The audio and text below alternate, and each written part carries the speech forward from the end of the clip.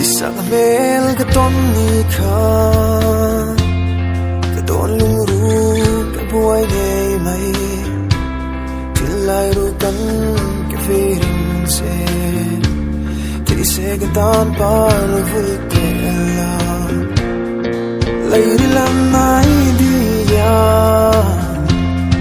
izun zamin min puareng si zan mut sil zai kerel telo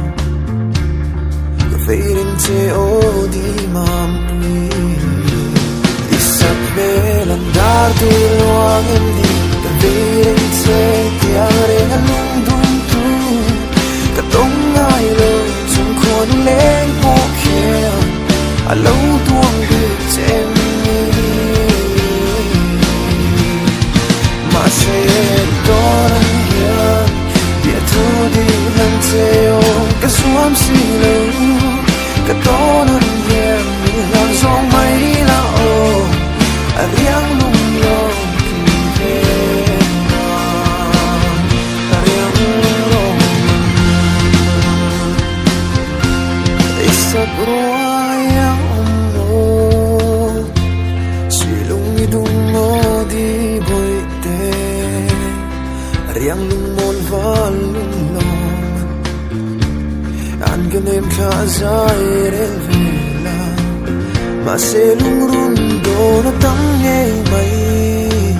hel tu chale no an tam sia ti zun phur zo lo val te nang ngai lai ka bang thei big si belan dar tu luang em di ka vereng se tiang reng alung dum tu ka tong ngai lo chung khon leng po khe alo tuang bi tem ni ma se doran hian dia thu di nan teo ka suam si lo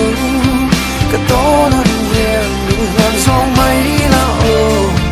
a riang lung lo ki ve a riang lung isme de dana re na moi nei luan ve rem che tiang re na lung dum tu ka tong ai lo te se ka to na hia kum tuang par ia lo vul na isme luang em di về đến sẽ tiang reng alung